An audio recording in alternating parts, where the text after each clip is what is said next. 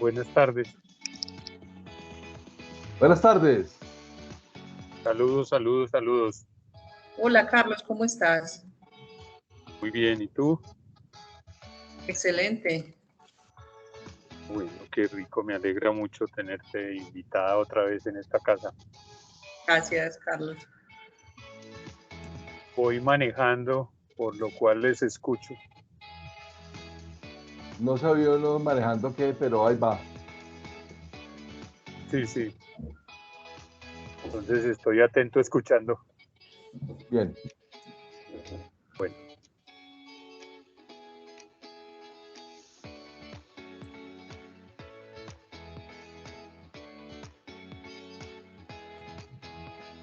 Buenas tardes. Buenas tardes. Muy buenas tardes.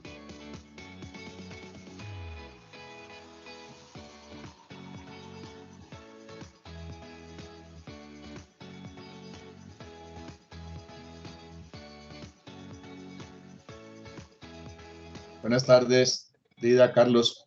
Paco. Hola. Qué gusto ver aquí, caras amigas. Qué bueno. Hola. ¿Cómo te ha ido, Francisco? Bien, por aquí preparando clases y asamblea de la urbanización. Ahora apenas termine esto, hay que reunirnos en seguir por la noche en todo eso. ¿Ustedes cómo van? Muy bien, Muy bien. afortunadamente. Ah, bueno, yo voy a estar pendiente.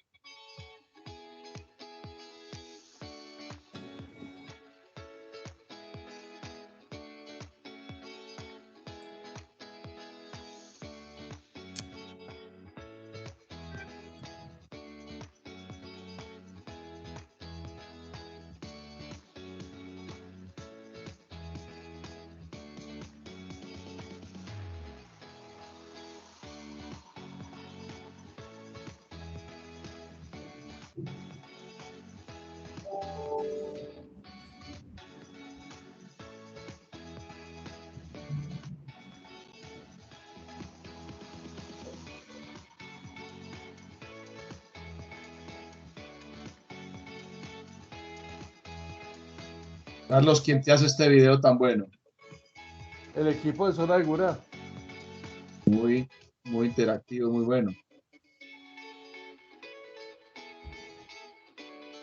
Es todo un ¿Quién nos proceso. acompaña? ¿Cómo? Es todo un proceso, te digo. Yo veo que es trabajado, bien trabajado el video.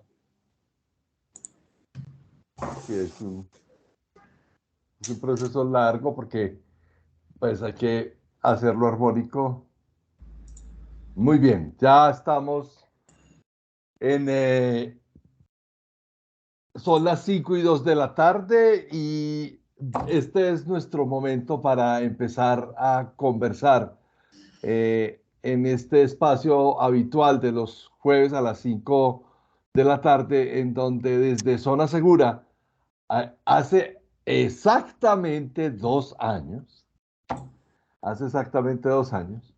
decidimos empezar esta aventura de hacer transferencia de conocimiento sin ánimo de lucro en este espacio denominado Conversatorios para la Sostenibilidad Empresarial. Y digamos que el sin ánimo de lucro se convirtió en sinónimo de lucro porque finalmente hemos ido construyendo una comunidad de conocimiento muy fuerte alrededor de temas que son comunes para todos nosotros. Gestión de riesgos, continuidad de negocio, gestión de crisis, resiliencia organizacional y todos esos temas afines a nuestro quehacer cotidiano, cumplimiento, anticorrupción, prevención de lavado de activos, seguridad y salud en el trabajo, bioseguridad. Hemos hablado de muchas cosas, hemos hablado de macroeconomía, hemos hablado de seguros, hemos hablado de todo eso que nos interesa a quienes lideramos organizaciones. No solamente para las personas que trabajan en gestión de riesgos, que somos la gran mayoría de los que concurrimos a este espacio, pero también somos muy eclécticos en el conocimiento porque de lo que se trata es de invitar a personas expertas, reconocidos profesionales con una trayectoria limpia y que han sido capaces de tener realizaciones en el mundo de la gestión de riesgos, y ese compartir experiencias en este espacio nos hace muy felices. Les quiero recordar que este espacio se llama Conversatorios para la Sostenibilidad Empresarial, para las personas nuevas que nos acompañan. Ya está con nosotros nuestra invitada, que es Lida Janet González Rojas. Lida Janet es química, tú eres química, ¿cierto, Lida? Sí, señor. Lida Janet es química y ha trasegado durante muchos años, durante estos años, no digamos muchos para que no nos pongamos en problemas etarios, en temas de gestión de riesgos de desastres, en continuidad de negocio y en resiliencia organizacional. Lida está recién llegada, entre otras, a liderar el área de riesgos de la Cruz Roja de Antioquia y viene de trabajar en otras organizaciones también muy queridas por nosotros en temas gremiales alrededor de temas de gestión de riesgos. Y nos acompañan hoy Alejandra Cortés, Carlos Díaz, David Pulido, Diana María Gómez, Francisco Rivera, que ya los saludamos, Isabel, que yo creo que es nuestra gran amiga desde España, está Isabel Herrera, quien también queremos muchísimo, en Fenalco Antioquia, Javier Portilla, Lida González, ya pues, te saludamos, Rodrigo Alberto Bastidas, Sala de Juntas, me dice Sala de Juntas, este es un nuevo miembro de este club. ¿Quién eres tú, Sala de Juntas? Columnista colombiano. Ah, pero por supuesto. Claro. Me mandaron una invitación muy amable. Aquí quiero oír lo de riesgos, Carlos. Muchas Me gracias. excusan, no sé cómo cambiar mi nombre para poner mi nombre. Mi nombre es Ricardo Mejía y me disculpan. Ricardo No sé cómo Mejía, cambiarlo, claro. he estado bregando y no he podido. No, ya. Es que yo decía, esa cara se me hace conocida, pero Sala de Juntas. Sí, sí. Y no me atreví a decir. Ricardo, bienvenido a esta casa también. Esto es un parche creativo. Esto no es ni un programa de televisión, ni una videoconferencia, nada que se le parezca. Esto es una cosa que nos inventamos nosotros en la pandemia para no perder contacto entre quienes trabajamos el tema de gestión de riesgos y fortalecer nuestras capacidades y nuestros conocimientos en ese tema. Y entonces, aquí nos encuentras cada 8 días, los jueves a las 5 de la tarde, con diferentes temas. De entrada, les invito para que dentro de 8 días hablemos con Gabriel Zapata, un tema absolutamente apasionante. Nos hemos dedicado a estructurarlo muy bien, esta conversación. Vamos a hablar sobre visibilidad de las marcas y riesgo reputacional. Eso de la identidad digital, que es ahora una nueva tendencia con las nuevas tecnologías, esa identidad digital, cómo se nos está volviendo un factor de riesgo adicional para las empresas y para las personas. Muy bien, Lida, bienvenida. Carlos, gracias a todos los que están aquí. Invitarlos nuevamente a que conversemos, a que si quieren interpelar, opinar también. Muy rico escucharlos todos. Estoy convencidísima que el poder de estos espacios está en escucharnos, aprender y desaprender. Esto no es un club de sabios, esto es un club de ignorantes y estamos construyendo contenidos. Fantástico, me encanta eso que acabas de decir. Este es un club de ignorantes. Todos los días descubrimos que sabemos menos. Y los que creíamos que sabíamos mucho, ya todos los días estamos desaprendiendo más. En aras de aprender cosas nuevas y traer cosas nuevas. Muchas gracias. Se vale levantar la manito electrónica que está en la parte de los controles de la pantalla, cada que quieran hacer una intervención. Ojo, en cualquier momento de la conversación. Aquí no es que al final las preguntas, no. En cualquier momento de la intervención de nuestra conversación. Porque en realidad esta conversación debería ser, y espero que así sea hoy, entre ustedes y Lida. Yo simplemente quisiera ser siempre facilitador de esa conversación. Pero entonces, para que empecemos una conversación fluida, Lida, ¿por qué llamamos a esto las empresas como ecosistemas de riesgo? Bueno, pues, Carlos, a ver, cuando hablamos de un ecosistema, lo primero que de pronto podemos traer a ejemplificarlo es pensar que un ecosistema es todo lo que, en lo que convergen en una comunidad.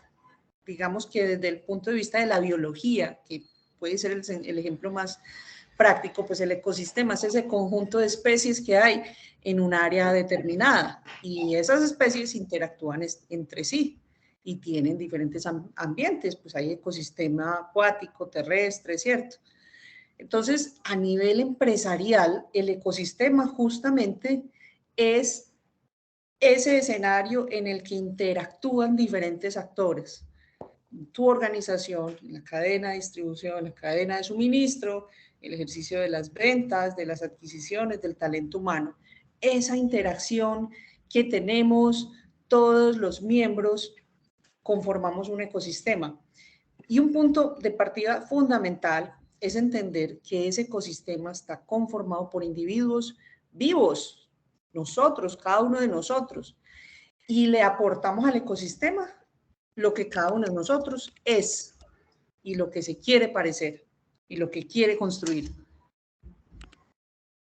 Ese concepto, desde la biología, yo me acuerdo, mi padre fue maestro de biología y de química toda la vida. Cuando en la década de los 70 se empezó a hablar de ecología, era una cosa así como exótica, y todo el mundo pensaba que eso era de las matitas y la tierra y el agua y chao. Pero esto se nos ha ido calando por las mismas embarradas del ser humano.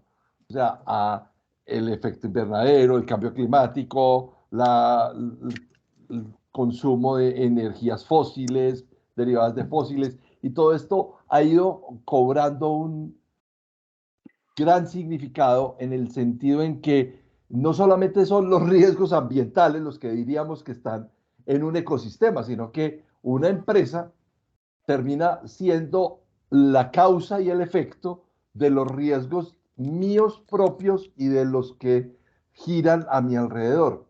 Así lo estoy entendiendo entonces, Lida. Así es, y de esa interacción que tenemos todos. Nosotros, yo soy muy amiga, soy supremamente amiga de ejemplificar y de traer a momentos o a la cotidianidad todo este escenario de riesgos, porque pienso, estoy supremamente convencida que necesitamos volverlo algo más simple, más sencillo, más fácil de comprender y debemos bajar un poco y dejar de tecnificar tantos conceptos y dejarlo un poco más desmenuzados. Lo hemos hablado en muchos espacios. Claro, porque para todos está claro que tenemos una metodología de gestión de riesgos. Hay una norma, muchas normas de gestión de riesgos, la ISO, la COSO, y todos dicen, hagamos análisis de contexto, hagamos matrices de riesgos. Pero eso es muy transaccional, me parece a mí, muy del trabajo cotidiano y de la cosa que quisiéramos mostrar en una junta. Decirle, muy a propósito de la presencia de don Ricardo acá, que en las juntas todos quieren ver cuál es el resultado y cómo va la empresa.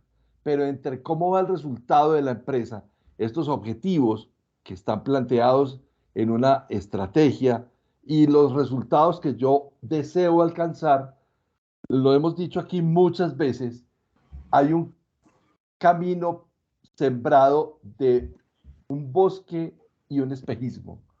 Estamos entre bosques y espejismos, entre riesgos y oportunidades.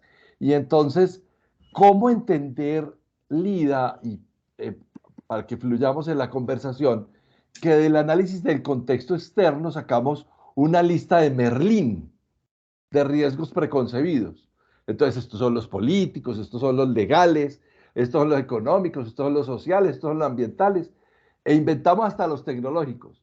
Pero esa lista parece lejana para cualquier emprendedor o para un microempresario, digamos, para organizaciones grandes, Sura, Nutresa, Argos, Alicorp, bueno, todas estas que están alrededor nuestros en el ecosistema en Colombia y América Latina, parecen ser normal tener una lista de riesgos, pero eso parece muy lejano para un microempresario o un emprendedor. Hay otros más juiciosos que hacen análisis interno y logran identificar unos derivados de la operación, unos en el marketing, unos en las ventas, otros en la gestión del talento humano. Pero, ¿cómo volver esa lista de Merlín, del mago Merlín que yo saco del sombrero, un ejercicio de conciencia real que permita una visión apropiada de los riesgos, Lía? Pues es un planteamiento muy interesante. Digamos que desde el punto de vista de la técnica, toda organización viva, todas están sujetas a comprender unos riesgos internos propios de su quehacer, de a lo que se dedican, de las actividades propias, pero también están sujetas a evaluar unos riesgos externos, ¿cierto? Y esos riesgos externos pues tienen muchas características diferentes. Como mencionabas, pues la teoría nos habla de tenemos que considerar unos riesgos estratégicos, unos riesgos reputacionales, unos riesgos financieros, riesgos operacionales, riesgos políticos, riesgos de liquidez, etcétera, etcétera, etcétera. Para cada uno de ellos podríamos buscar, identificar un nivel de especialidad y un nivel de profundidad para comprender y para tratar de abordarlos allí. Pero cuando queremos llevar este contenido a que sea un ejercicio de conciencia, como tú planteabas, que permita una visión de cualquier miembro de la organización, pues lo que necesitamos es llevar a lo simple y entender que la clave no está en conocer en profundidad cada uno de los temas, para eso buscamos a un especialista, sino en comprender el abordaje general de los riesgos, porque el abordaje general de los riesgos hace parte de la vida misma y lo hacemos de manera cotidiana, pero no nos estamos acostumbrando a reconocerlo. Y les voy a poner ejemplos que yo siempre trato de traer aquí a este escenario. Cuando vamos a una organización, un centro comercial, hay unas señoras y hay unos señores que están todo el tiempo velando por el aseo y la limpieza de ese lugar, ¿cierto? Y por supuesto esos tipos de espacios tienen unos pisos enormes, brillantes, divinos, y vemos a las personas que están haciendo el aseo, trapeando, limpiando y poniendo una señalización. ¿Qué está haciendo esa persona poniendo esa señalización que generalmente es un triangulito amarillo sobre el piso? Está haciendo gestión de riesgos. Y tú, como usuario de ese centro comercial que estás en ese lugar, identificas ese cono amarillo, también estás haciendo gestión del riesgo. ¿De qué manera la estamos haciendo todos? Con diferentes enfoques. Quien está realizando la operación identifica el riesgo cuando tiene la superficie húmeda y se convierte en una superficie lisa. Y esa persona implementa una medida para reducirla. El riesgo, que es señalizar. Y tú como usuario identificas que esa señal indica que primero que no le pisas porque, está trapeando, como cuando estás trapeando en tu casa y justo pasan todos cuando uno está trapeando. Entonces le están avisando, por favor. Del chiste, ¿verdad? Primero le estás diciendo estoy limpiando y segundo es el piso está mojado, porque eso es lo que dice ese triangulito amarillo. Entonces miren cómo desde lo cotidiano estamos haciendo gestión de riesgo. Si yo ese ejemplo lo desmenuzo y saco los conceptos de está identificando la amenaza, estoy identificando las medidas para reducirlo, mitigar el riesgo, hacer los controles, etcétera, cualquiera que sea la forma de definirlo. Entonces yo saco de eso, lo desmenuzo y eso mismo lo puedo llevar a otro tipo de ejercicios. Yo estoy cruzando una avenida y cuando voy a cruzar una avenida, lo primero que nos enseñan cuando estamos chicos es que debemos que mirar hacia los lados. ¿Qué tenemos que mirar? Pues si hay vehículos o no que vayan a cruzar. ¿Por qué? Porque si yo no miro, me estoy exponiendo, aumento mi vulnerabilidad y el riesgo de que haya un accidente y me afecte a mí es altísimo, ¿cierto? Entonces yo ahí estoy haciendo gestión del riesgo en la cotidianidad. Y eso me lleva a plantear un elemento fundamental. Ustedes saben que parte de mi gran experiencia ha estado alrededor del riesgo de desastres. pero nosotros hemos sentido muy alejado pensar en el riesgo de desastre en términos de esos fenómenos de origen natural sobre los que no podemos intervenir. Pero la misma escuela nos ha enseñado en el tiempo, la escuela de la gestión del riesgo, que si nosotros no podemos cambiar algunas condiciones, si yo no puedo cambiar el clima, ni puedo cambiar la geografía, pues ¿qué puedo cambiar? Mi comportamiento. Comportamiento. Por supuesto. Entonces, ahí volvemos al ejercicio de lo individual. Si yo como miembro de un ecosistema, como ser vivo, como individuo, ajusto parte de mi comportamiento y empiezo a contener métodos para dimensionar el riesgo, reducirlo y atenderlo frente a lo que no sepa o no pueda controlar, pues entonces yo indirectamente le estoy generando un efecto al lugar donde me desempeño laboralmente o a mi organización. Como bien nos dice desde la infancia, nosotros somos seres humanos que aprendemos también con el ejemplo. Desde pequeños aprendemos con el ejemplo. Entonces, si en mi organización yo genero una buena práctica para abordar cualquier tipo de riesgo, entonces esa práctica va a servir también de ejemplo a todos los aprendices, a las nuevas generaciones que se avecinan. Yo me acuerdo que un profesor, no fuiste tú, Francisco, pero sí fue Carlos Montoya, te debes acordar de él. Sí, claro. Y Carlitos ya murió, ¿no? No sabía. Sí, Carlos ya murió, Carlos Montoya ya murió. Yo me acuerdo que Carlos Montoya en NEAFIT me enseñó algo que a mí se me quedó grabado para toda la vida, y es, usted quiere saber la diferencia entre quién tiene aversión y quién tiene apetito de riesgo. Es el ejemplo que tú acabas de poner del cambiar, del pasar una avenida. Decía, párese usted en una esquina de la avenida Oriental, la playa con la Oriental en Medellín. Es una avenida que tiene 8 carriles, 4 en un sentido y 4 en otro sentido.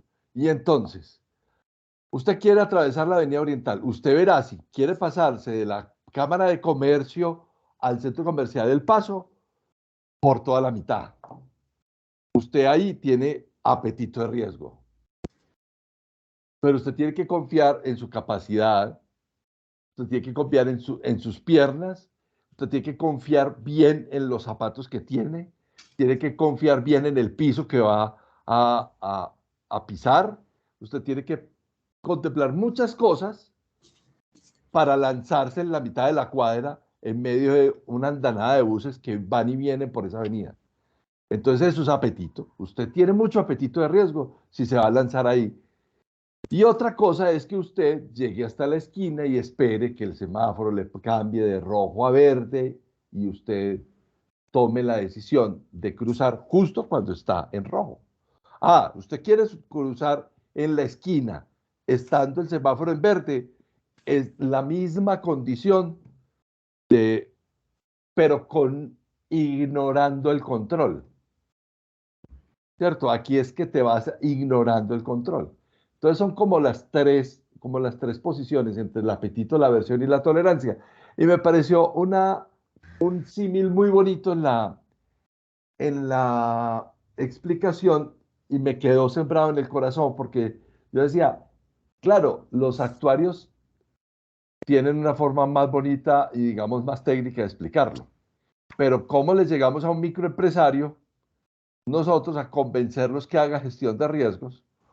O no, que ni a un microempresario, muchas veces a un empresario que simplemente está pensando en debe haber un saldo, que debe tener dentro de sus indicadores un indicador de cómo van los riesgos de la organización y cómo los riesgos afectan el desempeño de los resultados. Lida, hasta ahí. Yo quiero interpelarte y Dale. también plantearte una cosa. Estoy absolutamente convencida, y esto lo he repetido en diferentes escenarios, que uno debe ser claro y simple con el mensaje que quiere dar. Es que hay una cosa un poco lógica en los modelos educativos. Entre más información yo entrego, menos información retiene la gente. Entonces, si yo trato de llevar un mensaje concreto y simple, lo transversalizamos y lo capilarizamos en todo el talento humano que tenemos en la organización. Yo soy amiga de hacer las cosas y tal vez lo aprendí por el último proyecto que desarrollamos de cooperación internacional, donde los americanos son muy pragmáticos y nos dicen, su informe no puede superar 10 páginas. Yo digo, ¿cómo? Todo lo que he hecho en 10 páginas, sí, usted tiene que ser concreto. Usted no se tiene que extender en texto y en tanta cosa, sino sea concreto, sea puntual. Y eso finalmente pues repercute un poco en las cosas. Vamos a decir lo que es y lo que necesitamos. No vamos a extendernos en carreta. Entonces, cuando hablamos de riesgo, pues claro, muy bacano tener tantos especialistas, pero lo teso también es de tratar de bajar y de desmenuzar esa información a algo sencillo. Como les mencionaba ahorita, que hay tantos riesgos, yo le digo a un empresario, le digo a un emprendedor, mire, usted como cabeza de equipo, piense en unos riesgos estratégicos. Pues no tienen que irse muy lejos, ni tener que ir a estudiar, ni hacer un diplomado. Déjese asesorar bien, ¿cierto? Y identifique que hay unos riesgos emergentes. Por ejemplo, la fuga del talento humano. Eso es un riesgo que tienen los gerentes y los líderes, pero que tienen que saber abordar. Y no lo pueden abordar desde el modelo empresarial tradicional. Porque entonces cualquier inversión que realices en tu talento humano, cualquier inversión que realices en ellos, en formación, entrenamiento, capacitación, si tú no los estimulas de alguna manera, pues corres el riesgo de que se vayan. ¿Y quién termina perdiendo? Pues la organización que ya invirtió en ellos, ¿cierto? Eso desde el punto de vista del gerente, del creador, del que está liderando. Pero desde el punto de vista operativo también hay que considerar riesgos en el día a día de la operación. Entonces, a diferente nivel, sin tener que hacer pues todo un documento gigante, simplemente es entender que hay un montón de riesgos a los que está expuesta la organización, pero que tienen que empezar a materializar las medidas para reducirlo. Tienen que empezar a hacer acciones. Yo recuerdo que en la norma colombiana NTC 52-54, ¿será así? 52-54, ya ese concepto ya se me olvidó. La NTC 52-54, creo que era así. Decía que había que hacer un ejercicio exhaustivo de riesgos dentro de la organización para evitar que algunos de esos riesgos no tuviesen un tratamiento adecuado, un abordaje adecuado, que después se revirtieran en una manifestación distinta o mutaran y pudieran afectar la organización. Eso estaba escrito en el 2004. Yo recuerdo que en 2008, en un pueblo desértico de México, a unos pacientes les dio bronconeumonía, no los aislaron adecuadamente, y el resultado de no haberlos aislado adecuadamente dio un brote H1N1. Y recuerdo que, aunque estuvimos en jaque, no aprendimos lo suficiente. Y entonces, después traemos esto al escenario de hace 2 años, que todavía estamos, aunque ya en menos severo, pero que todavía estamos. Ese aprendizaje que debía haberse evolucionado en el 2004, cuando nos dijeron, mire bien todos los riesgos y no vaya a dejar ninguno sin al menos definirlo y caracterizarlo. Al menos que usted lo define y lo caracterice. No puede que no tenga usted ni los recursos ni la gente para tratarlo, pero al menos sí que lo caracterice y usted sepa dónde está y eso qué le puede suceder. Creo que esa lección es una de las grandes lecciones que nos ha dejado la pandemia, y es que no hay riesgos pequeños y que como dice Carlos Mauricio Moreno, que yo lo veo que está por ahí, Por aquí está. entre el público, está que levanta la mano. se convierte en un riesgo emergente. Entonces Carlos Mauricio dice, no, eso no es emergente, es imprevisto. O sea, no lo previeron adecuadamente. Pero surgen, ¿cierto? Surgen ese tipo de situaciones. Ayer nos reuníamos con un grupo de empresarios y nos decían, vea, consideren entre los riesgos que estamos haciendo focus de riesgos, consideren entre los riesgos que están considerando el que hay gente que ya no quiere trabajar en lo que nosotros hacemos. Y entonces, ¿qué va a hacer de nosotros dentro de unos años sin talento humano tecnificado para hacer lo que nosotros hacemos? Pues, y ya ahí empieza a surgir una preocupación alrededor de eso que tú hablas ahora de talento humano. Bueno, ya con eso, si alguien tiene, acuérdense levantar la mano. Ese era pues como el primer tema que teníamos. Ahora, Lía, cuando hablamos de ecosistema, estamos hablando de interacciones entre todas las partes, ¿cierto?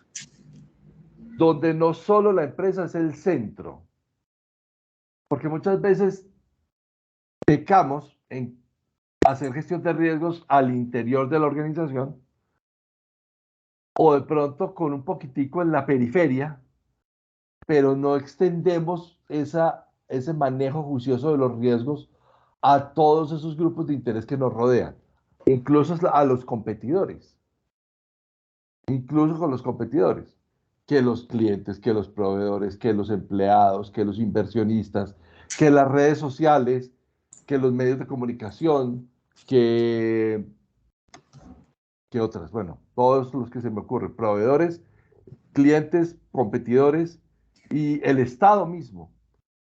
Esa gestión de riesgos en ese ecosistema, tú lo definiste ahora temprano, es que hay un mundo de partes que aportan riesgos ahí. Entonces, ¿cómo hacemos para que entender eso de que en esas interrelaciones nacen, crecen y se multiplican los riesgos? Pues hombre, es que estamos en un mundo interconectado. Eso es innegable. Lo que ocurre en un lugar, en un momento determinado, repercute en otro. Y lo vivimos todos. Cuando en el año 2019, era finales de noviembre, principios de diciembre, todos estábamos viendo lo que estaba pasando en Wuhan. En Wuhan. No iba a decir porque dije, ¿cómo es que se dice? Bueno. Entonces, no tardamos mucho, aquí nos demoramos 3, 4 meses cuando ya nos llegó la realidad a nosotros. Entonces, los efectos de lo que ocurre en algún lugar, a nosotros también nos va a llegar. Y no, para no ir muy lejos, vimos el aumento en el precio de los vehículos nuevos y usados. Y escuchábamos mucho las razones, ¿cierto? Entendimos que el problema de los microchips, que ya no estaban, no sé qué. Entonces, todo empieza a tener sentido cuando decimos, claro, eso pasó por allá, aquí en algún momento iba a llegar.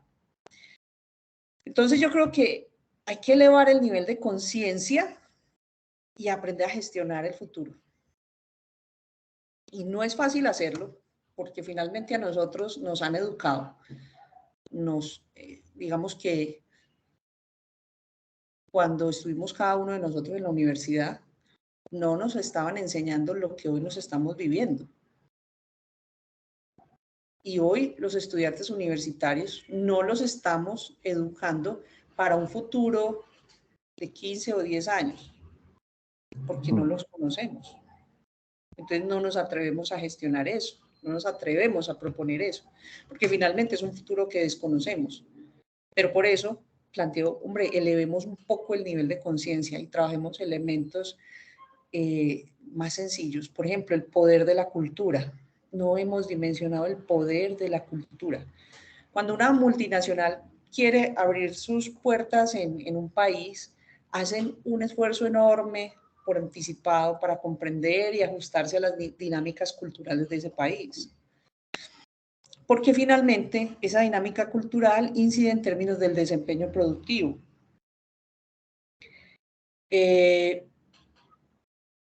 Esa dinámica cultural pues trae consigo buenas y malas prácticas y también con ello se vienen los riesgos. Esos no van a desaparecer.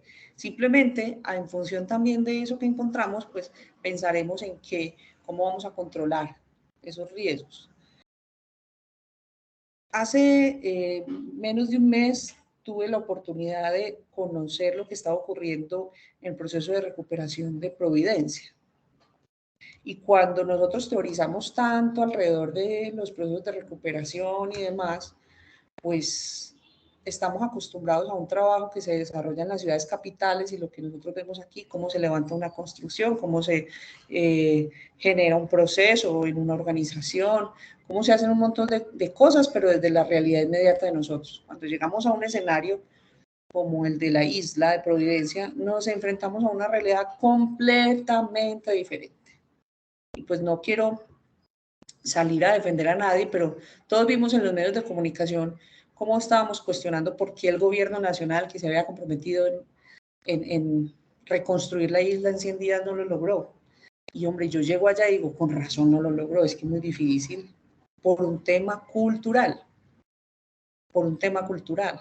Entonces, hay que entender que finalmente nosotros nos debemos a los individuos que están inmersos en una sociedad que está trazada por una estructura cultural y con ella nos tenemos que adaptar. Y las empresas están conformadas por personas. O sea, yo puedo, y lo decíamos en el video, puedo tener toda la capacidad instalada que quiera, pero la resiliencia no la hace la capacidad instalada de una organización. La hacen las personas y su comportamiento y su actitud frente a las eventualidades que suceden todos los días en una organización, grandes, medianas o pequeñas. Entonces, ¿cómo en esa dimensión de que los riesgos nacen, crecen y se multiplican en ese ecosistema de LIDA, y a partir de esa experiencia tuya tan hermosa en los sectores populares, trabajando con microempresarios y con famiempresas, porque es que esto es más que microempresarios en famiempresas, ¿cómo? Que fue un trabajo súper efectivo, porque entonces uno empieza a ver a un tendero empoderado con el tema de los riesgos, y él dice, es que si se me corta la luz mi nevera, no sé qué, y si esa conciencia del riesgo trasladada a la dinámica de su negocio, ¿cómo hicieron? Es que yo sigo viendo eso como una cosa casi que alquímica, pues. Sí, eso es muy bacano. Mira, definitivamente la resiliencia que tenemos los individuos, que tienen las organizaciones vivas, finalmente es una adaptación positiva que va a generar una ventaja competitiva. Cuando nosotros trabajamos con el pequeño comerciante, que en realidad tenía un negocio de subsistencia, voy a poner un ejemplo, trabajamos con una tienda y entonces el tendero, y a nosotros seguramente nos tocó, todos hemos sido usuarios del tendero, en el mejor de los casos nos fiaba, ¿cierto? Entonces el tendero nos fiaba para el diario y cada 15 días o cada 8 días íbamos y pagábamos el saldito que teníamos en la tienda, ¿cierto? ¿Qué hacía el tendero cuando nos fiaba? Pues anotaba a qué me está fiando. ¿Y dónde la anotaba? ¿Se acuerdan? En la cajetilla de cigarrillos abierta. Bueno, eso fue muy usual aquí. Entonces, cuando yo llegaba donde el tendero y veía que tenía esa realidad, yo le decía, ¿qué pasa si a usted se le incendia este negocio? ¿Cuál es la cartera que usted tiene? Entonces sacaba su cajetilla de cigarrillo. Ah, Y yo le decía, ¿y qué le cartón de parece Marlboro. si usted le toma una foto o le saca una copia a esos clientes que le deben y guarda una copiecita en su casa o lo envía al teléfono de otra persona, un familiar, para que si se le quema, si se le inunda, si se le pierde o si le hacen alguna maldad, usted no quede perdiendo la cartera de sus clientes porque no tiene ni idea quién le está debiendo? Fíjate cómo una cosa, un ejercicio, lo llevamos a lo simple. Y le estoy mostrando al tendero, mire, usted ahí está gestionando su riesgo de cartera, ¿cierto? Usted ahí está procurando tener una copia, un backup de quienes le deben, porque su memoria muy probablemente no le va a llevar el dato exacto. Cosas por el estilo. Otros ejemplos en ferretería o también en tiendas. Cuando un tendero está exhibiendo sus productos, llegan los de mercadeo y le dice, vea, exhiba el licor aquí arriba, que eso lo tiene a los ojos del individuo, entonces el mercadeo funciona bien porque lo tiene visual y entonces va a ser atractivo. Y veíamos al supermercado con las botellas de licores, de garrafa, botellas súper elevadas. Decíamos, vea, usted, si hay un movimiento sísmico, por sencillo que sea, donde eso se le venga encima, lo puede aporrear a usted, a un cliente si es un supermercado, peor aún, pierde la mercancía y nadie se la va a recuperar. Entonces, ¿qué tal si cambiamos la ubicación de eso y más bien ponemos unos exhibidores diferentes? Unos dummies, unos afiches, algo. Si le recomiendan desde el mercadeo que esté elevado, por lo menos en su práctica operativa, póngalos a un nivel seguro y al nivel elevado coloque unos dummies o unos letreros que le exhiban el producto. Entonces, finalmente, la conclusión es que simplificando y haciendo esto lo sencillo, lo complejo más sencillo, pues entonces va a ser mucho más fácil que cualquiera de los individuos que tenemos en la organización pues lo empiece a aplicar.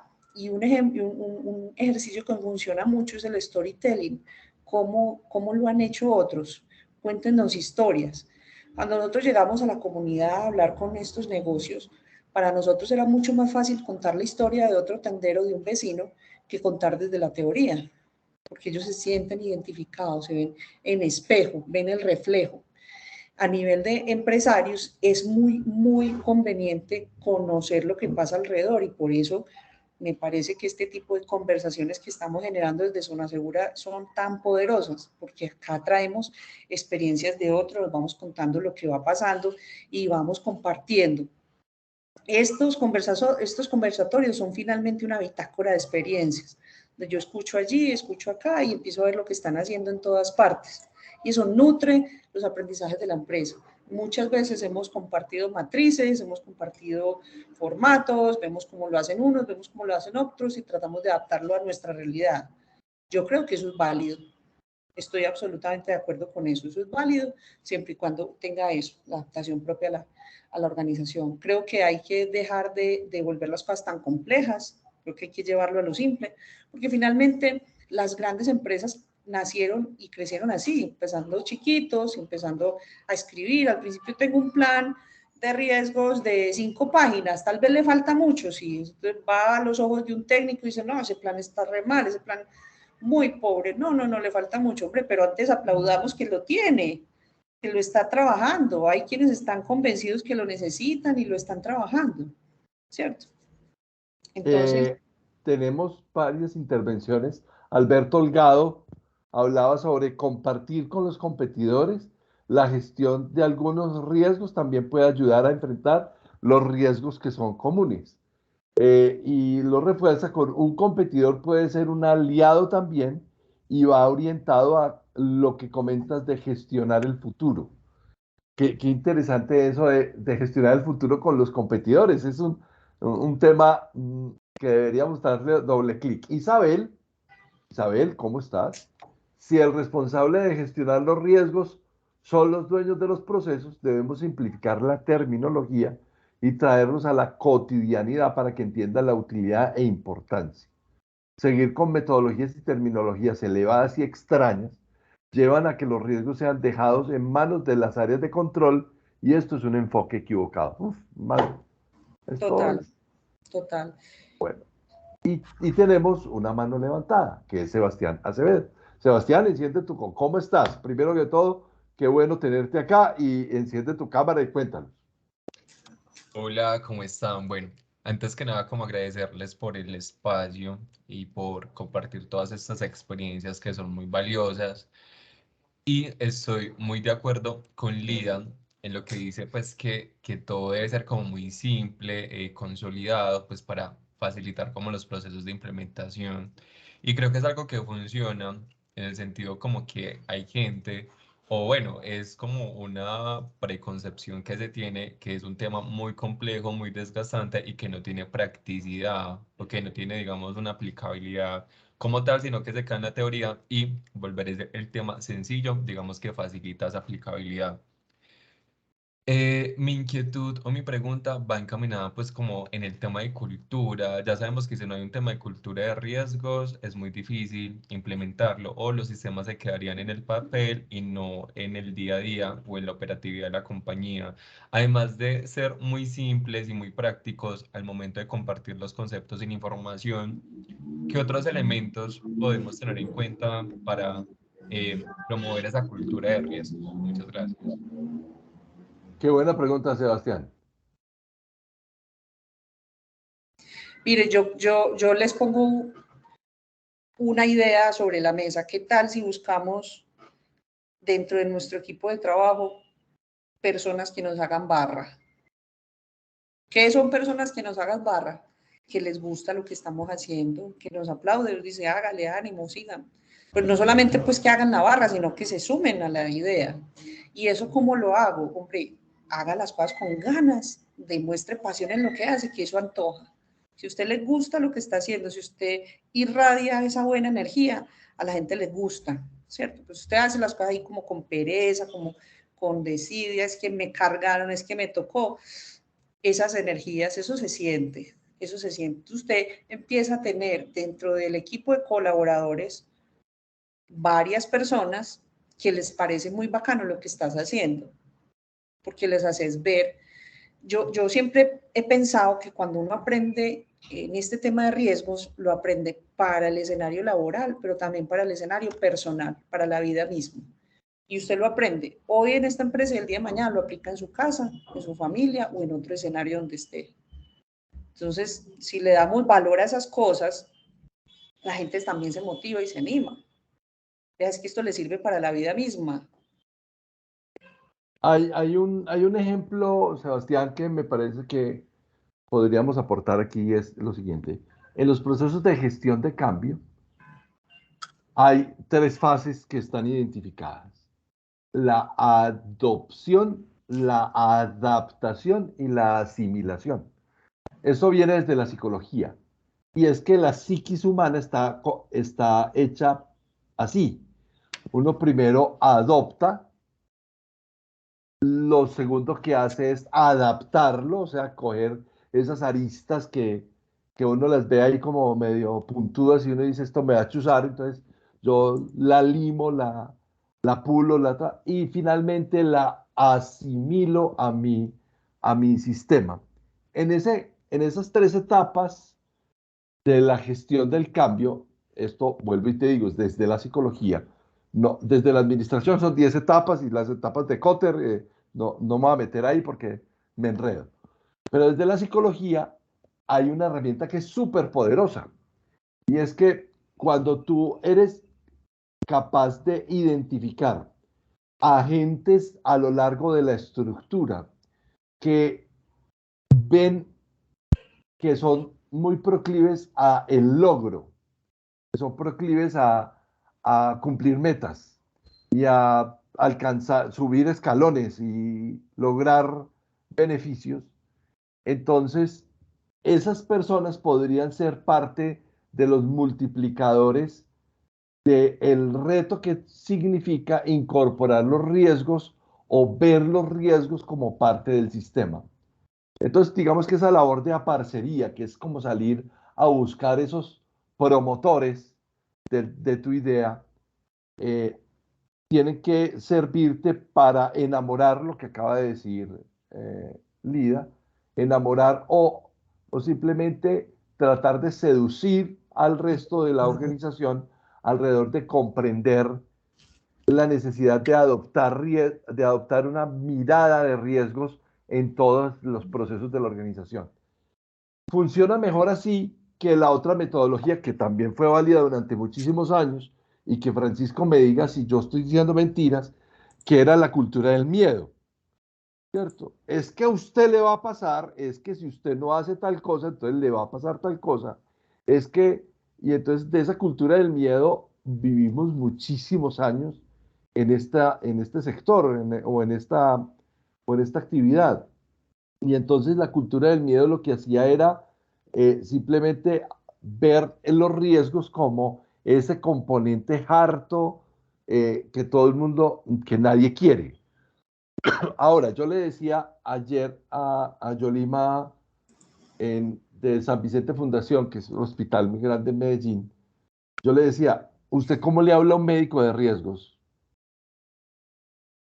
Hablarle a un médico de riesgos es háblele en su lenguaje, que esa es otra cosa, es ponerle las palabras tan sencillas y tan comestibles en el lenguaje del otro, que el otro no tenga necesidad de hacer un gran proceso mental para poderlas incorporar.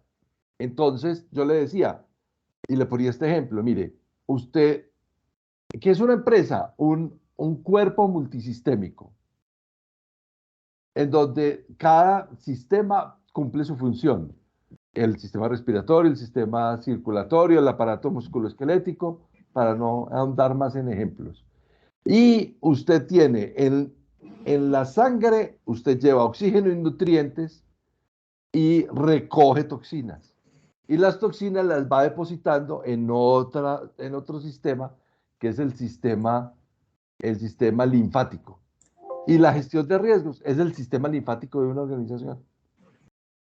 ¿Cierto? Es recoger las toxinas y procesarlas adecuadamente para eliminar lo que no sirve y aprovechar lo que sirve, ¿cierto? Y aprovecharlo adecuadamente. Esa es una explicación para médico, ¿no? Ahora, ¿cuál es una explicación para ingenieros eléctricos, yo sé que es tu caso, o para administradores, o para tecnólogos eléctricos o electrónicos? Es otro nivel, con un nivel de complejidad que seguramente para nosotros que no somos ingenieros puede ser muy complejo, pero para ti que estás metido en ese mundo de la generación de energía, en la transmisión de energía, en la entrega de la energía, encontrarás en ese mismo lenguaje un lenguaje que permita que tu gente incorpore ese concepto en parte de su vida cotidiana, que es a lo que tenemos que llegar, a que el riesgo se vuelva parte de la vida cotidiana. Luis Cachay había levantado la mano. Luis, no te retires. Hola, ¿qué tal? Hola, Luis. Carlos Eduardo. Es que estaba apasionante lo que comentas tú y lo que ha comentado Lida, cuando habló de storytelling como una herramienta para la gestión de riesgos. Efectivamente, o sea, llega un momento, y tú lo has dicho muy bien, la gestión de riesgos ha evolucionado. 1921, los riesgos, la incertidumbre y la rentabilidad. ¿De qué se hablaba? De cómo los piratas atacaban los barcos y quien se atrevía a prever dónde estaban los piratas o dónde estaban las tormentas era considerado un sacrílego, porque ¿qué derecho tenía cualquier ser humano de oponerse a la voluntad divina, de ponerte una prueba delante? Pero hemos evolucionado a partir de los incentivos y los desincentivos, que tú comentaste muy bien, la amenaza, el miedo.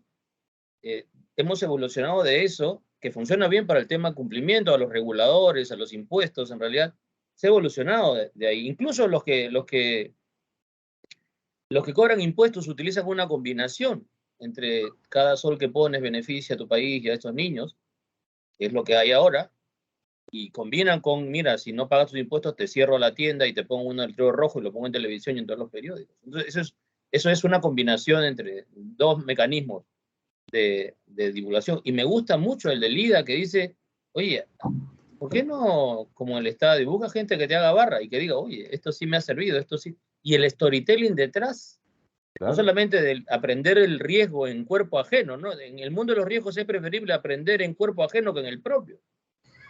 Y a otro le pasó lo que probablemente te pase. Yo creo que esa combinación es una combinación ganadora. Pero yo quiero dejarles otra analogía.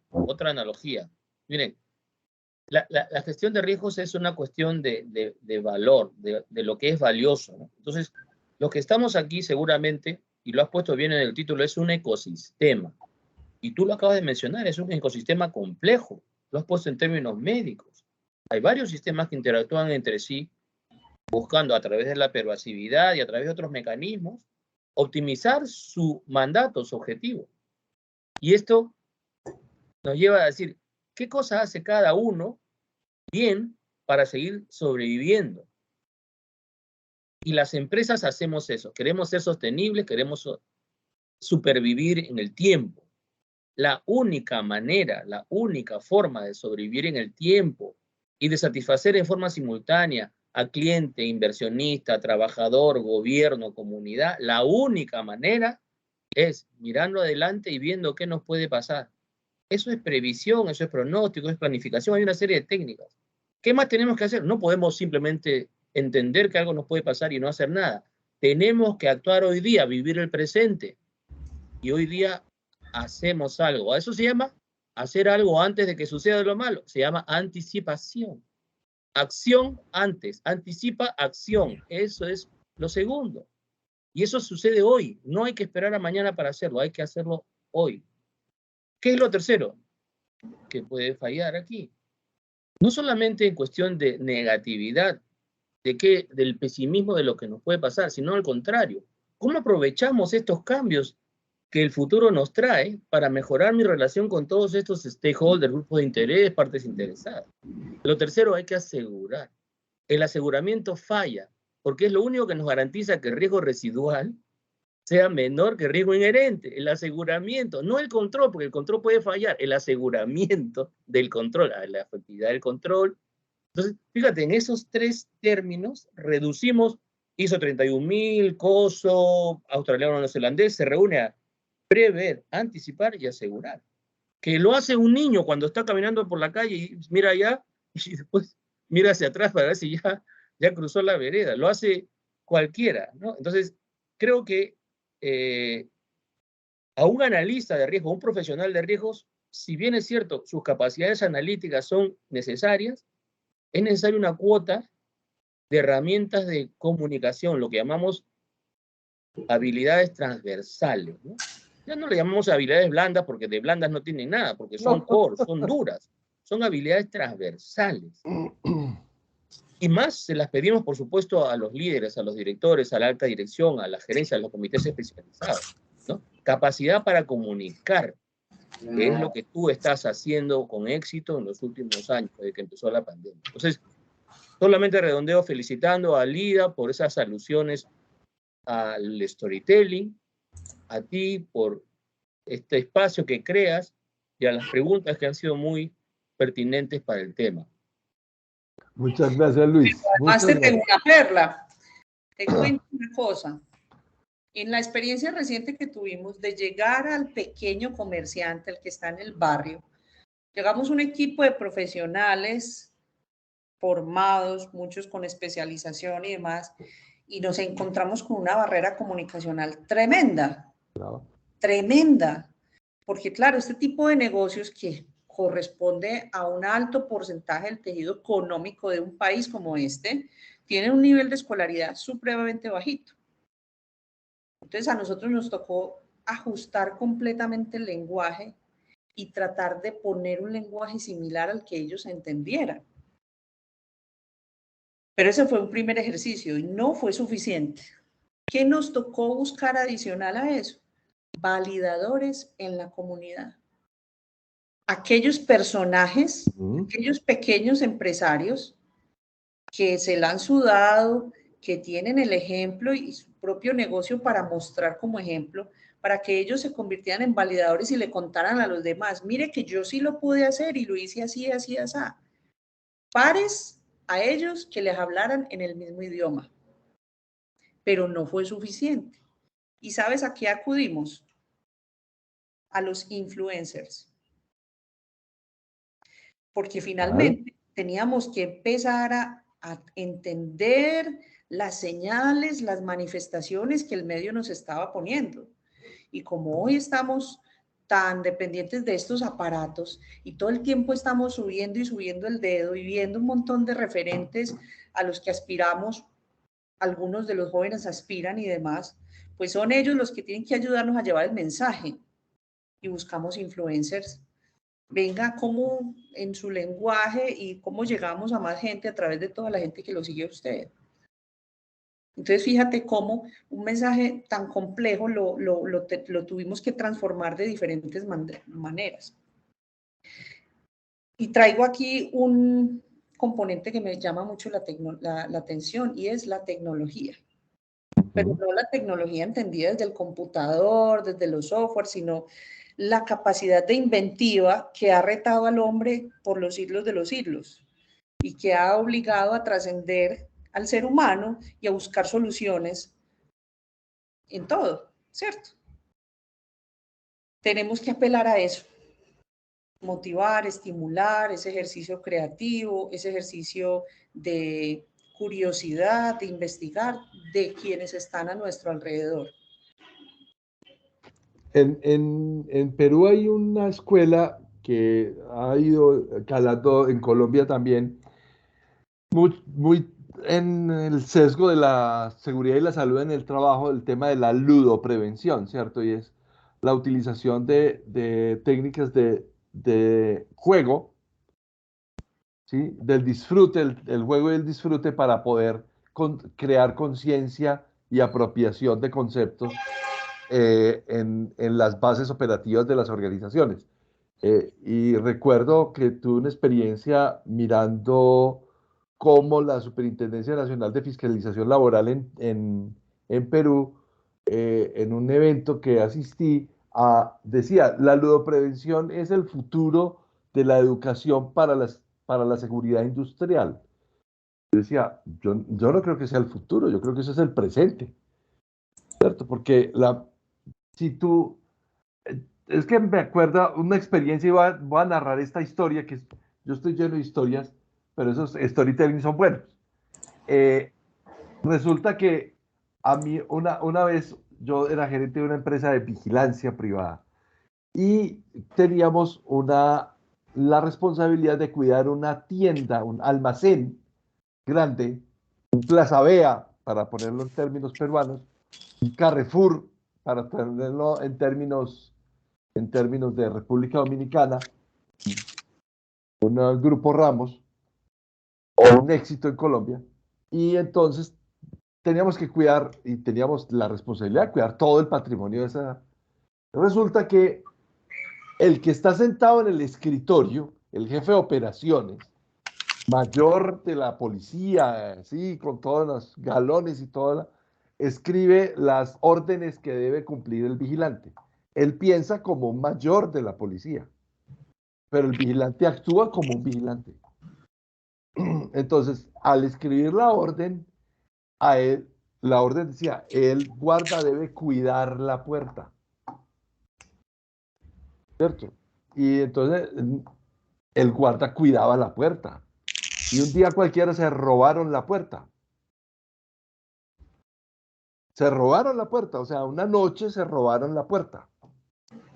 Entonces el coronel, jefe de seguridad de esa empresa, me dijo, ¿me pagás la puerta? Yo le dije, ¿yo por qué te voy a pagar la puerta? Mira, son 8.200 metros cuadrados de extensión y tengo 2 vigilantes para cuidar 8.200 metros cuadrados de extensión. ¿Y usted cree que, pues no, es que ni Dios nuestro Señor evitaría que se robaran la puerta? Y me dijo, no, es que no es por eso. Es porque aquí dice que el vigilante tenía que cuidar la puerta. O sea, en la exégesis del lenguaje, ¿cierto? El coronel se pegó de la frase como estaba escrita, que le escribió el mayor de la policía. Porque a él le parecía que esa era la mejor manera. En vez de decir, el guarda debe estar atento a las personas que entran y salen o a hacer el control de acceso a través de las zonas de circulación peatonal. Eso entendería, sería mucho más claro el decir, pero me tocó pagar la puerta. ¿Cierto? El gol me lo metí yo, pero me metió el gol yo porque desde el escritorio yo legislo, pero la base operativa no entiende.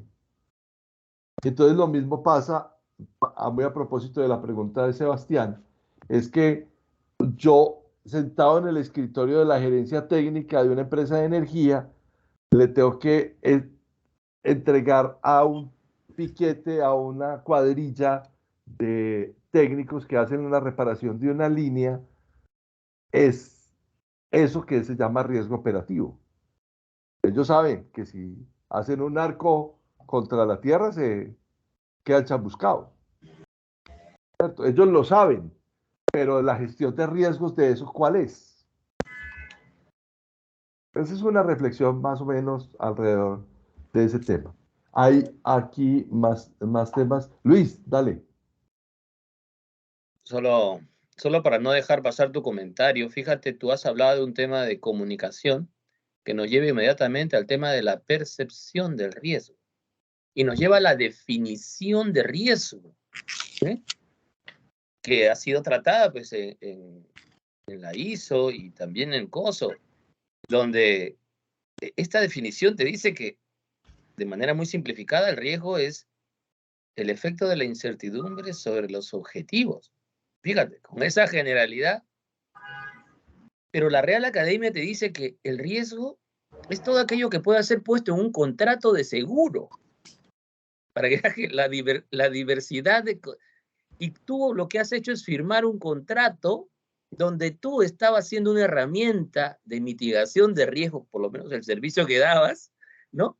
Y sin embargo, había ahí, en ese instructivo o en ese acuerdo, había términos en las dos partes no entendían lo mismo. ¿Te das cuenta? Es como decirle hola y el otro te dice chao, en términos de uno te está saludando y el otro cree que le está diciendo adiós. En italiano eso es lo mismo, ¿no? Ciao, ciao es lo mismo. Entonces, hablamos de primero ponerse de acuerdo en un lenguaje común. Y eso es algo que sí se le podría recomendar a quien preguntó muy precisamente esto. ¿Qué hacer con el tema de la cultura? Lo primero es encontrar anclas comunes de comunicación y de motivación, de apasionarse por algo, de algo que te sirva, que te valga, que te guste, que quieras preservar. Y sobre eso trabajar los temas de cultura. Yo he tenido alguna experiencia en el tema del Lego Serious Play o lo que sería la gamificación, ¿no? Y tú lo has dicho, es el presente. El mundo está lleno, primero, de generaciones que avanzan de manera gradual y muy acelerada hacia los liderazgos en las organizaciones. Gente que está acostumbrada desde niños a jugar videojuegos, a tomar los juegos como entrenamiento de determinados skills, incluso algunos ya con extremos, ¿no?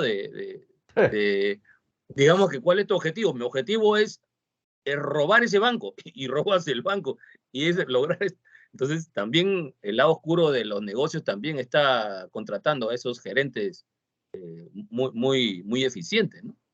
Pero la ludo, no digo la ludoprevención en particular, sino en general, la gamificación o gamificación o ludificación de los procesos de entrenamiento, de gestión, es ya una realidad en el mundo. De hecho, dentro de poco, por ejemplo, va a ser el Congreso de Educación, Congreso Global de Educación, y es parte de los temas que se tocan, ¿no? Y quería llamar la atención sobre el último tema, que es la percepción, ¿no? Igualmente, en términos culturales, por más que la palabra sea la misma y el riesgo entendido sea el mismo, es decir, que roben cualquiera de los ítems dentro del área, la percepción que tiene de riesgo puede hacer que haya mayor énfasis en, por ejemplo, en que venga una banda, o que se incendie, o que haya una inundación. La percepción de riesgo puede hacer que el énfasis y el costo del seguro cambie, o la negociación respecto de la prima cambie. Y es muy interesante porque lo primero que hay que hacer es crear pues, este espacio común de conversación sobre términos, palabras y percepciones de riesgo, ¿no? Gracias, Luis. Súper. Esos aportes tuyos siempre son maravillosos. A mí, yo traigo a colación una cosa, y es que los lenguajes controlados son muy importantes. Yo creo en la labor que hace el Instituto de Auditores para, digamos que, bajar esas normas encumbradas de la auditoría y volverlas guías de buenas prácticas para poder acercarse a un efecto mucho más sencillo, yo creo que son un gran aporte. Hay muchos ejemplos de eso y quizás les podemos compartir algunas vía correo electrónico, pero ese Instituto de Auditores Internos, y Isabel me dirá si estoy echando mentiras acá, lo que nos ha enseñado es volver eso mucho más comestible, más del hacer que del concepto mismo, más el para qué que el por qué. El por qué nos llena de ideas, pero el hacer se nos vuelve difícil para poder decirle al que le toca hacer las cosas, venga, hágalas y hágalas bien, ¿cierto? Al guarda de seguridad, ¿cierto? O al supervisor, o al auditor, o al líder de proceso, o al analista, o al gerente, o al presidente de la compañía. O sea, en cada uno en su nivel tendrá cosas que hacer. Pero la tecnología y el juego, hoy, esa combinación entre tecnología y juego, se van a traer una buena porción de las ocupaciones en la generación de conciencia, indiscutiblemente. Bueno, Lida, estamos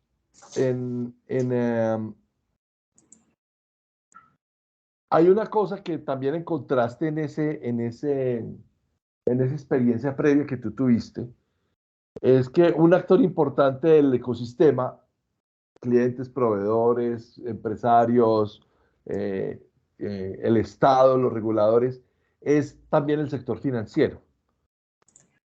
Un actor importante de ese ecosistema es el sector financiero, porque solo hasta que una empresa entra en contacto con la banca, es que como que ahí nace ya la preocupación por los riesgos. ¿Cómo hacer para evangelizar a los empresarios sobre los riesgos de sus negocios antes de, y no cuando llegan a pedir el préstamo en el capital semilla? Entonces le dicen, no, pero es que usted tiene el riesgo muy alto. Entonces, venga, dice que riesgo muy alto. Es que no me prestaron. No, venga. No le prestaron. ¿Por qué? Y ahí empiezan las preguntas. ¿Cómo hacer en esa experiencia tuya, cómo se hizo para llegar ahí a hacer el reconocimiento de la financiación? Porque como la plata la pone el familiar, pues ahí no hay gestión de riesgo. Si la pone el vecino, pues ya ahí empieza un temor, pero si ya es la cooperativa o es el préstamo del gota a gota, que eso es otra cosa que también aparece ahí como un riesgo adicional, o el banco ya que le prestan un crédito de fomento, ¿cómo hacer para que ese riesgo financiero se vuelva uno de los motivadores para que el microempresario piense en riesgos? No es una tarea fácil. Yo no tendría la clave ni la respuesta mágica que resolvería ese problema, pero sí creo que puede servir, debe servir un ejercicio. Y es que si eso lo llevo a un ejemplo personal individual, para poder enfrentar esos riesgos financieros tengo que apalancarme y generar unos ahorros contingentes que me permitan luego sobrellevar las cargas que tengo.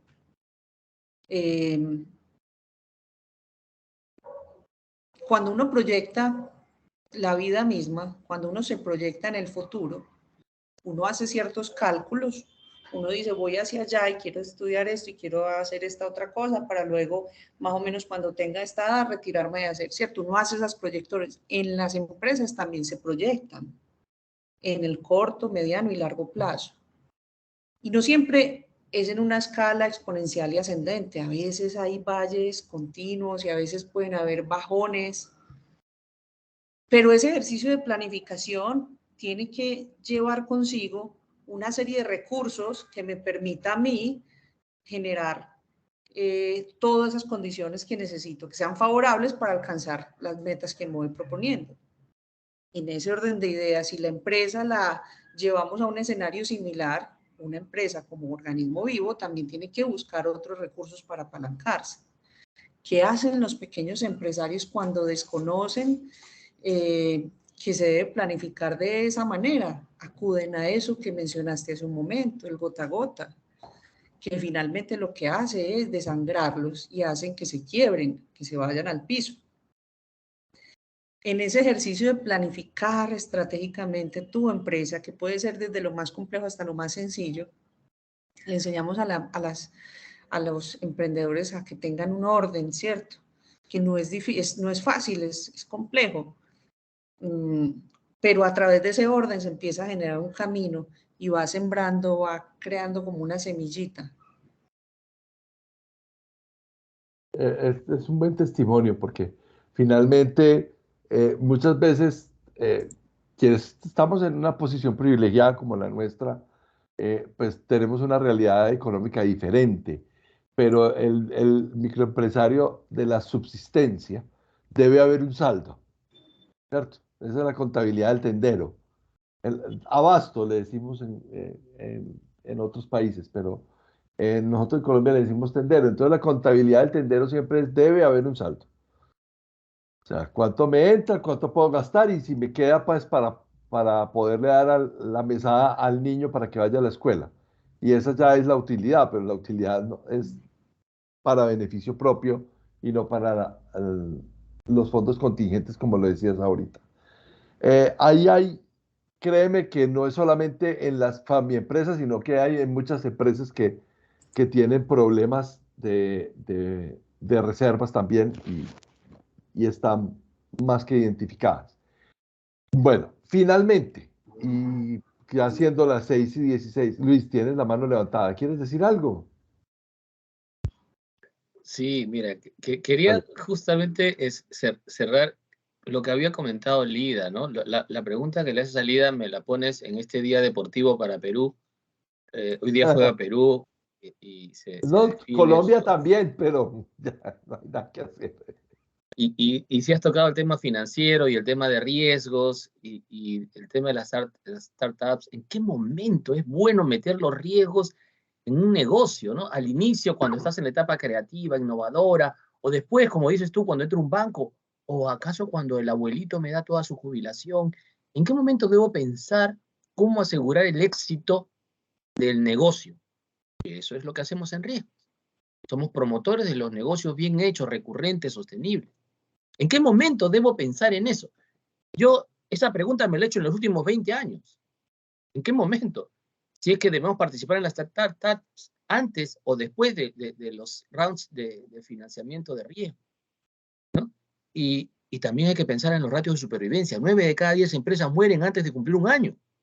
En algunos casos es 6, 7 u 8, pero es un ratio altísimo de mortandad neonatal empresarial, que es insostenible en el mundo de las personas. Sí hay indicadores de mortandad neonatal en las personas, pero en las empresas eso no se maneja. Hay que hacer algo para que el número de empresas que nacen por lo menos se sostenga más de 1, 2 o 3 años. Como dices tú, que saquen a sus promotores, a sus dueños, de ese nivel que linda con la supervivencia y llevarlos a la etapa de desarrollo, no solamente de crecimiento, ¿no? Entonces, es muy relevante lo que tú estás planteando como pregunta, porque tiene que ver con el crecimiento de la sociedad, la calidad de vida de las personas, que son lo más importante en la gestión de riesgos. Y ahí yo quiero dar solamente dos pautas que están muy relacionadas con lo que dice Lida González, el proyecto de vida de las personas. Ella lo ha dicho claramente. Y también hay un comentario, hubo la tecnología. Hay que usar las herramientas que nos permitan ver hacia adelante, lo cual sería una planificación. Pero la planificación no se hace para cumplirla, se hace para mejorarla, para romperla y para quebrarla hacia mejor. Por supuesto que sabemos, porque somos de riesgos, que habrá fluctuaciones. La reacción ante la fluctuación es la estrategia. Y el rebote, aunque haya fluctuaciones hacia abajo, se llama resiliencia. Y la postura frente a los cambios, la volatilidad, para lograr esa resiliencia se llama antifragilidad. No nos estamos inventando nada, solamente hay que ejecutarlo. Lo dijo Nassim Taleb, lo han dicho todos los autores en relación de cómo rebotar y cómo rebotar mejor de lo de antes. Se llamaba reingeniería, hay una serie de mecanismos, ¿no? Pero enfoquémonos en la supervivencia de las empresas. Es increíble ver que la jubilación de 30 años de trabajo o lo que ha acumulado la familia durante muchos años, justamente por no darle una cuota de vigilancia, de riesgo, de control, de prevención, se pierde en pocos meses o pocos años. Entonces, sí es necesario tener esa cuota de identificación, valoración de los riesgos en una etapa temprana, pero con un propósito diferente, de asegurar el éxito de la organización en sus primeros años. Como decir, a un bebé le pones las vacunas al inicio, lo cuidas, lo proteges para que vaya desarrollando fortalezas y luego sobrevivan. Los bancos, de hecho, no prestan a las entidades pequeñas. Los bancos no enfocan en capital de riesgo, ¿no? Y por eso es que quienes los capturan son a veces entidades financieras informales u otros que no le dan la sostenibilidad que requiere. Entonces sí es necesario primero crear esas incubadoras, esos soportes financieros, y como bien dice Lida González, hay que acompañar. El acompañamiento es importante para lograr que un porcentaje mayor sobreviva. Hay dos cosas ahí. Creo que en Perú, como bien dices tú, hay muchos esfuerzos. El Perú es un país entre 70 y 80% informal en términos del empleo. Y, digamos, el emprendimiento es una escuela, es una especie de pensamiento que está muy de moda. Yo le quiero agregar a ese emprendimiento siempre este factor de aseguramiento, ¿no? De previsión, de anticipación y de aseguramiento, porque si muchos se ponen a emprender sin considerar de alguna manera el aseguramiento, entonces el ratio de mortandad es mayor. Entonces, eso es lo que quería comentarles. Me encanta esa conclusión que acabas de sacar, porque creo que era la misma que íbamos en el camino hacia esa conversación. Hay un libro que está muy de moda en Colombia que se llama La estrategia emergente y la muerte del plan estratégico. Este hombre, que se llama Alejandro Salazar Yusti, escribió un libro que es bastante disruptivo, en lo que hace que uno entienda que la planeación estratégica no es la panacea, derrumba falsos ídolos de la planeación estratégica y recoge una frase de von Moltke que dice que ningún plan sobrevive al contacto con el enemigo. Y es que en realidad en estrategia de guerra, y esto lo está viviendo Putin en carne propia, yo puedo tener todos los recursos del mundo, puedo tener toda la fuerza del mundo, pero la está viendo negra. Porque la voluntad de un pueblo es la voluntad de un pueblo que está metido de pies y manos en no dejarse. Y entonces, eso le haría falta al emprendedor, la voluntad de no dejarse, volver más a la biología y a la filosofía que a la planeación estratégica, ¿cierto? Volviendo al tema de los sistemas interconectados y la explicación de lo simple. Hay una mano levantada. Luis Guillermo, ¿cómo estás? Ya estamos a punto de empezar nuestro partido también. Tenemos 7 minutitos. Luis Guillermo, hola.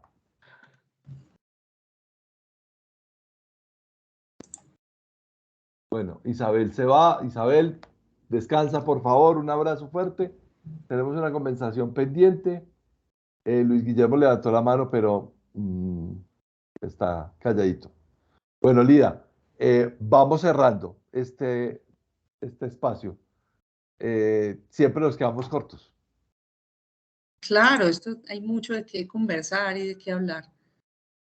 Siempre nos quedamos cortos, pero bueno, no importa. O sea, aquí lo maravilloso es poder compartir con personas y con sabios que reconocemos sabios y personas que entienden el sentido común, como Luis, por ejemplo. Esos aportes de Alberto también son muy importantes en este escenario. Luis, ya prendiste tu cámara, pero no prendiste tu audio. No, este está delicioso en una Reclinomatic. Nosotros aquí todavía frente al computador. No, esto es una ignominia. Es una ignominia. Y eso Bueno, que no te he mostrado la cerveza que tiene al lado. no. Este hombre toma es whisky. Bueno, Lida, un último tema. Un último tema, y es, claro, no todas las empresas tienen gerentes de riesgo. Oiga eso. No todas las empresas tienen gerentes de riesgos. No todos sabemos de riesgos. Y los que sabemos estamos tratando de desaprender. ¿Cómo entregarle esas capacidades a ese liderazgo positivo para nuestros directivos en materia de riesgos? Yo creo que no todas las empresas necesitan tener líderes de riesgo. Uh-huh. Yo creo que no, eso no lo resuelve. Creo más bien que tenemos que esmerarnos porque los colaboradores, es decir, todos, tengan unas competencias mínimas y desarrollen ese pensamiento basado en riesgos del que tanto hablamos en Zona Segura y que me encanta. Y hago un ejemplo con un libro que leí que me encantó de Robin Sharma, El líder que no tenía cargo. Ajá. ¿Vieron? ¿Qué hacía este personaje?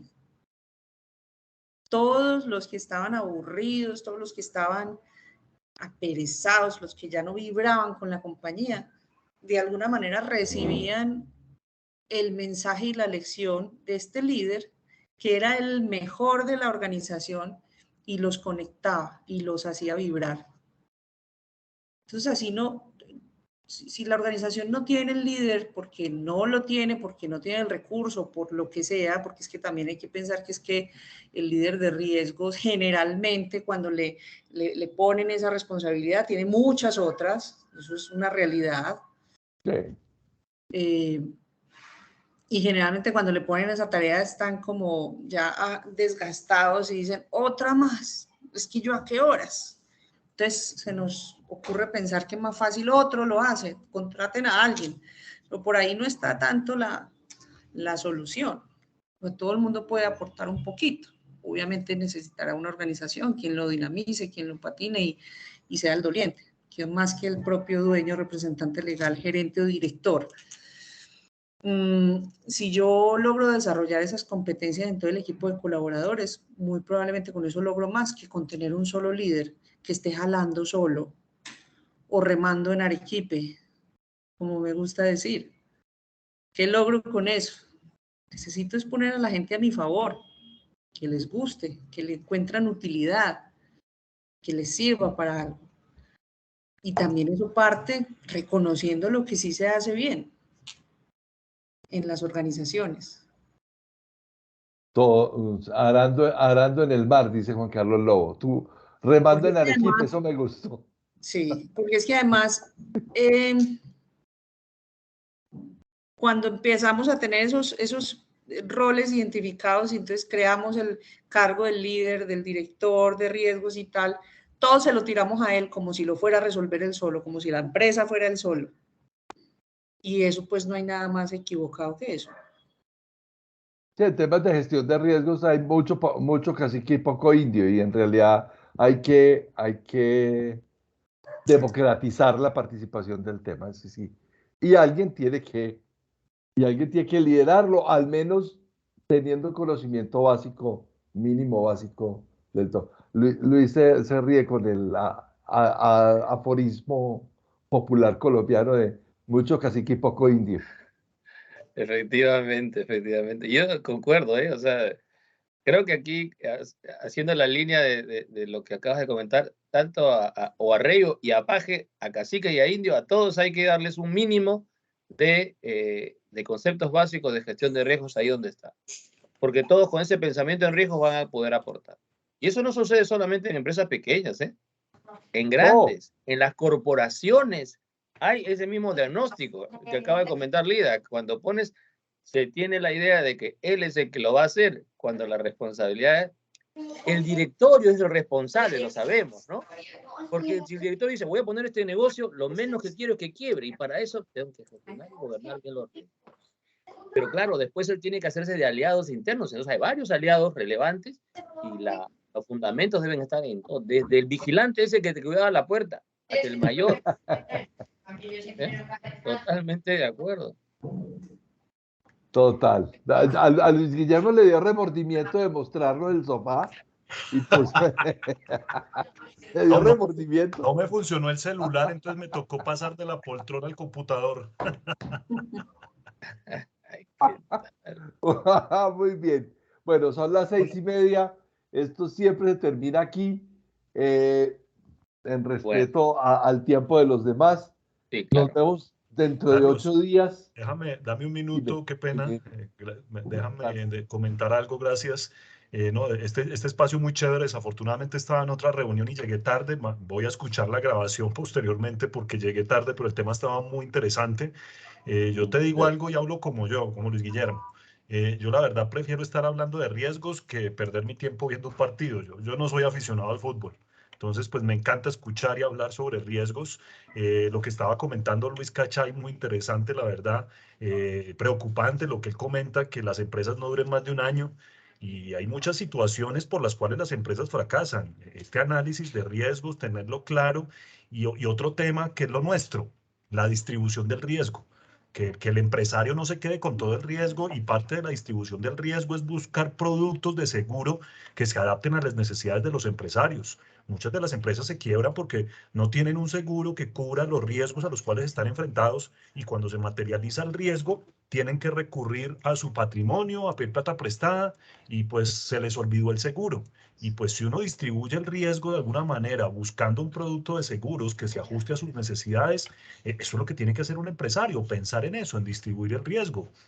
Las compañías de seguros en Colombia y en muchos países pues ofrecen diversos elementos para ofrecer diferentes pólizas, diferentes coberturas, y pues los empresarios cuando analizan el riesgo es como hacen esa distribución. Mire lo que nos pasó el año pasado con el paro que hubo en Colombia, y muy desafortunados el paro, pues estas personas vándalos que acabaron con entidades públicas, privadas, con infraestructura, con empresas. ¿Cuántas empresas medianas, pequeñas, que estaban por donde pasaban los vándalos, destruyeron sus locales, robaron sus mercancías, hicieron y deshicieron? El sector asegurador en Colombia pues respondió por muchos de esos daños que sufrió el patrimonio de las personas en el transporte de mercancías, que se las robaban, se las llevaban, etcétera. Y los que estaban asegurados por lo menos contaron con un respaldo, que se realizó el riesgo y le pagaron una indemnización porque compró el producto de seguros adecuado. Pero ¿cuántos empresarios en Colombia que no tenían un seguro no pudieron soportar esa pérdida? Muchas empresas cerraron. Entonces, el mensaje que quiero dejar aquí, esto es un ambiente de colegas, de amigos y de hablar de temas de seguros. Hay que distribuir el riesgo y que los empresarios entiendan que los seguros no son un gasto. Mucha gente dice, no, es que son muy caros, yo no quiero seguro, yo no tengo plata para eso. No piensen en el seguro como un gasto. Piensen en el seguro como una inversión que les va a ayudar a mitigar un riesgo, y de alguna manera, cuando se realice ese riesgo, van a tener un respaldo económico en función a la póliza, al deducible, a la cobertura que ustedes tengan. Pero, señores empresarios, no vean el seguro como un gasto. Vean el seguro como un instrumento financiero que le ayuda a enfrentar esas situaciones cuando el riesgo se materialice. Era lo que quería comentarles a todos. De nuevo el tema de la percepción, de la percepción de riesgo. Sobre una misma realidad, las percepciones son diferentes. Tienes mucha razón, concuerdo. No, esto... Alberto Delgado, en Perú puede haber mucho emprendimiento y como indicas el año o dos están en quiebra. El solo tema de pandemia, en 2009 habíamos pasado una situación similar, pero se nos olvidó. Claro, el tema del 2008, que fue fatal para muchos. El tema de seguro le cae a todas las empresas, grandes o chicas, caen en estos problemas efectivamente por no saber cómo coberturar sus seguros. Bueno, hace poco una organización me hizo una pregunta y yo quise darle un consejo. Entonces decía, es que yo estoy pagando demasiada prima. Entonces yo le decía, no, usted no está pagando demasiada prima. Usted está cuidando un negocio que vale 100 mil millones de pesos. O sea, si a usted le llegara a pasar alguna situación catastrófica y el catástrofe, que eso puede que no suceda, pero si usted comete el error de hoy tener unos seguros cubiertos por un patrimonio cubierto por estos seguros, mañana usted le recorta eso y le pasa el siniestro, el ajustador va a llegar y le va a decir a usted, venga, el año pasado usted tenía una cobertura de tanto y ahora tiene esta cobertura.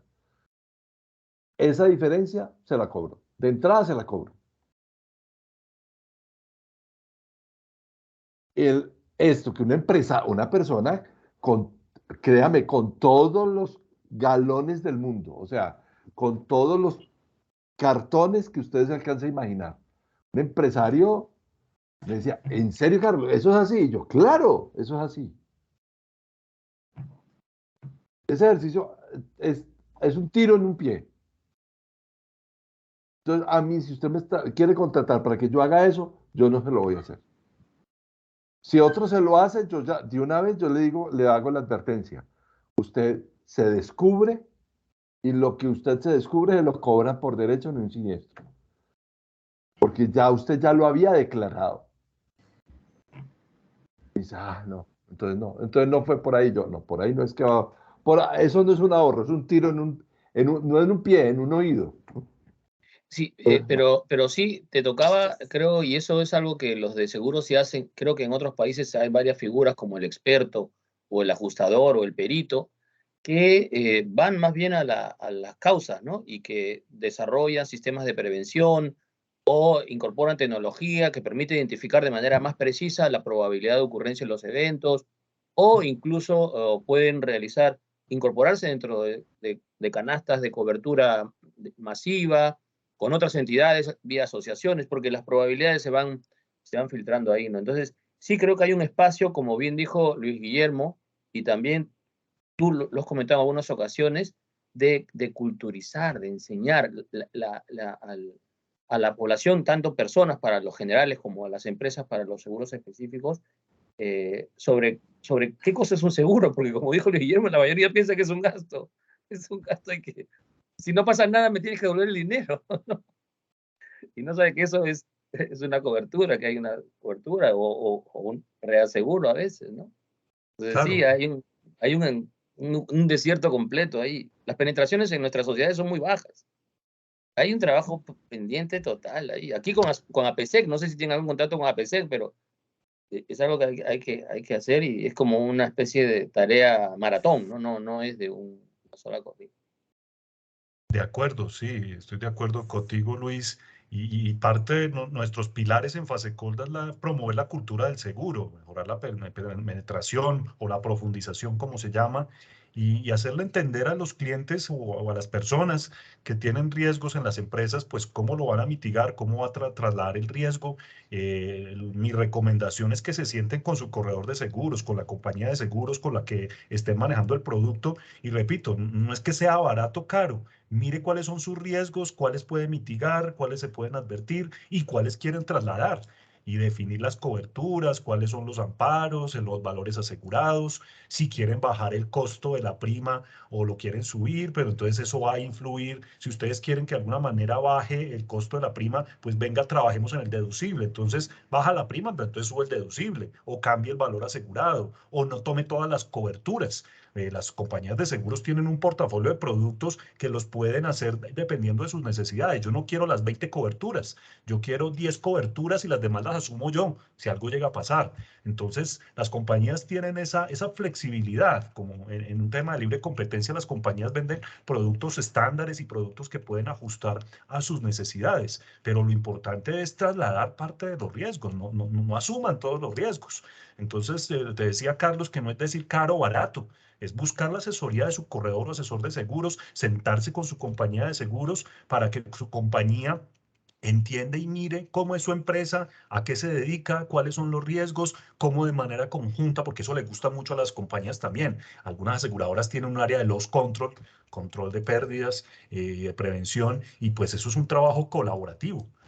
Y el principio de la mutualidad, o sea, la gente tiene que entender que estás pagando un seguro, si no pasa nada, pues el próximo año, más adelante pasará algo, pero pues las primas de muchos pagan los siniestros de pocos, pero pues la gente no entiende que el seguro, eso no es un banco, el seguro es un instrumento financiero que lo ayuda en una situación de adversidad cuando se materializa un riesgo. Así es, así es.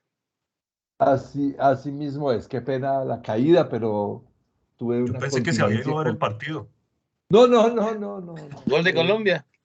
Claro, me jugó una pasada ahí como medio extraña, entonces me sacó de la red. Aquí estoy ya para que cerremos entonces. Listo. Mire, les voy a pedir un favor. Al principio del chat les colocamos aunque yo ya a los que veo aquí ya todos los conozco.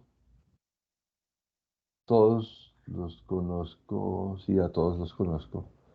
Se me olvidó decirles que dejaran un registro de asistencia para mandarles lo que les prometí, una guía esa del Instituto de Auditores Internos, como una muestra de mundo de biblioteca que tiene uno ahí guardada en el computador, que lo mejor es compartirla y deshacerse de ella. Entonces, los esperamos dentro de... Te tengo que dejar ya. Gracias, Luis Guillermo, gracias, Lida. Felicitaciones a ustedes dos y a Carlos también por este espacio. Nunca me cansaré de felicitarlo y encantado de haber participado. Felizmente que también llegué tarde, pero gracias por este esfuerzo que haces de seguir sosteniéndolo y a compartir estos conocimientos que crecen así. Un abrazo a los tres. Y a todos. Gracias, Luis. Recuerda, dentro de 8 días vamos a hablar de riesgo reputacional e identidad digital, un tema súper apasionante también. Te Sobre todo en esperamos. esta época. Sí, muy bien. Un abrazo. Que vaya bien. 0-0.